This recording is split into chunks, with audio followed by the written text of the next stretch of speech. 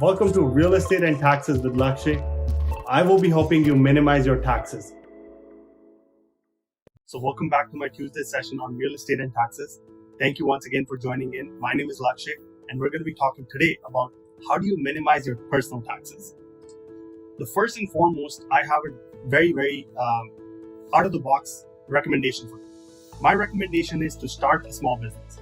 So for those of you who are in a very high salary bracket, maybe you're working in a six-figure T4 job, right?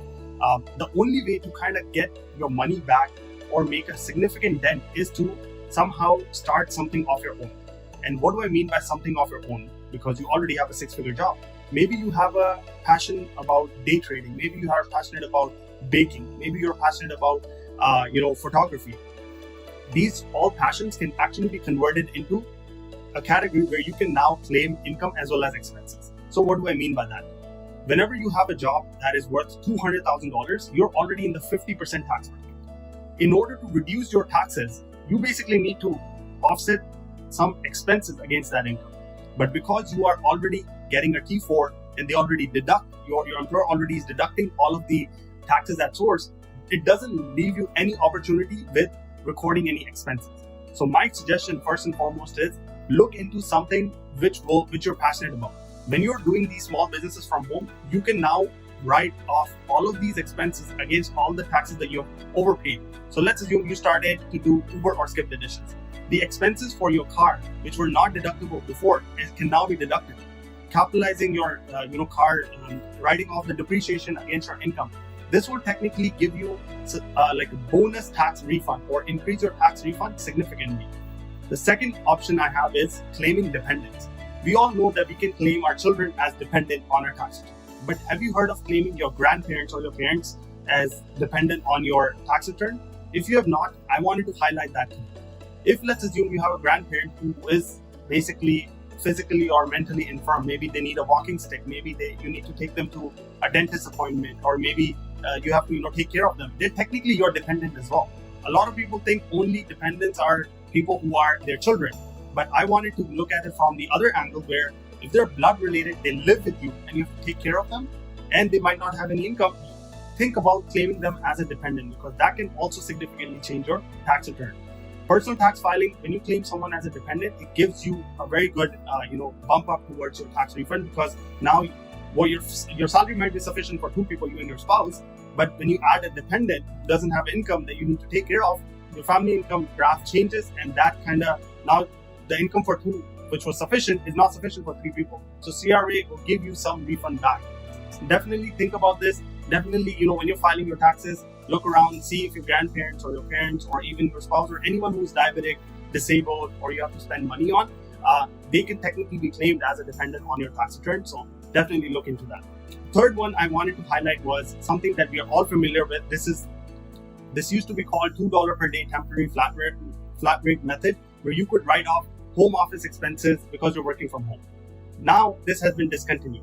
Now you have to go get a T2200 form from employer in order to write off your work from home expenses. So this can get you again a good amount of refund if you have the internet, your cost of meals and entertainment when you're working from home, printer, ink, office supplies. All of these can be basically claimed on your tax return, provided you're working from home and you're not being reimbursed by your employer for these expenses. So look into this category as well. It might be worthwhile exploring. Next is, again, we're familiar with this one, but I wanted to recap as well. RRSP, FHSA, TFSA. TFSA is not tax deductible, but RRSP and FHSAs are two plans that can be used to offset your personal income. If let's assume you have RRSP contribution that you have made in the first 60 days of the year or in the last year, you can technically write off that contribution. Might be $2,000, but that $2,000 can help you reduce your taxable income on your taxes and reduce your taxes. FHSA works exactly same as RRSP, but with the benefit that RRSP has a contribution limit. That contribution limit, you can find it on your notice of assessment from prior year, but FHSA has no contribution limit. You can contribute up until $8,000 to a maximum of 1 year, and you can do it for 5 years in a row. So $8,000 for 5 years. Between you and your spouse, it becomes 8,000 times 2. So $16,000 contribution, and then write off against your personal income. This can work in very good way in order to reduce your personal taxes. Now, some of the other cookie cutter ones that I wanted to highlight were moving expenses. So let's assume you had to move from one province of Ontario to Nova Scotia, and because of a new job or full-time employment, full-time education, you can technically claim those moving expenses on your tax return.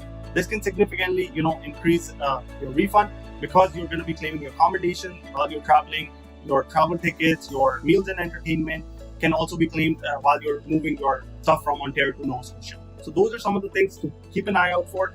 Donation tax slips also is a great credit to use in order to reduce and get a tax refund. If you're going to church, you can request the church to issue you a donation receipt at the end of the year, and that will certainly help you as well. Third one is tuition credits. A lot of the people are now enrolling into courses, taking new, maybe becoming a realtor, or going back to school to kind of upgrade your education. So don't forget to download your tuition slips from your government, from your university or college website. This will be available under the tax forms column, and that can technically help you also reduce your tax liability and maximize your tax refund. Medical expenses has its limit of 3% of your income. So if you're making $100,000 and your medical expenses were less than $3,000, it might not make a dent on your tax return, but it's still too good to claim them because they can get carried forward in the following year.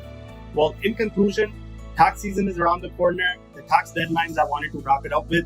April 30th is personal tax filing deadline.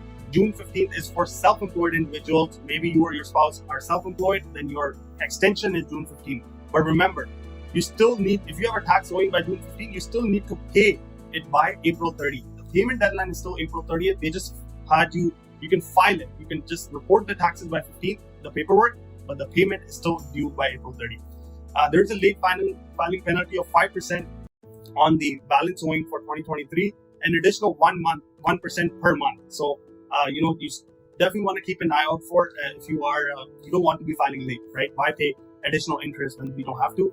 Again, the interest rate for if you had an employee you had to collect a CPP or EI for, and if you do not remit their CPP and EI to the government on a monthly basis, there's a very hefty penalty. There's a 10% penalty that you can be charged if you do not remit source deductions of your employees to the CRA. So keep an eye out on that as well. March 31st is just around the corner. HST filing deadline for all realtors is March 31st most of the time, because calendar year is what your corporation year is, and 3 months after the year end is March 31st. So make sure to file your HST by the few days that are left. We have a lot of inquiries coming in, but I really want you guys to look into the fact that the tax deadline is around the corner. Get your taxes filed. If you want, you can book an appointment with me. I'll be more than happy to help you too. And thank you once again for joining in. Really appreciate everyone's time. We're going to see you next Tuesday at 2 p.m. at the same time with a brand new topic. Thank you and have a good day. Bye-bye.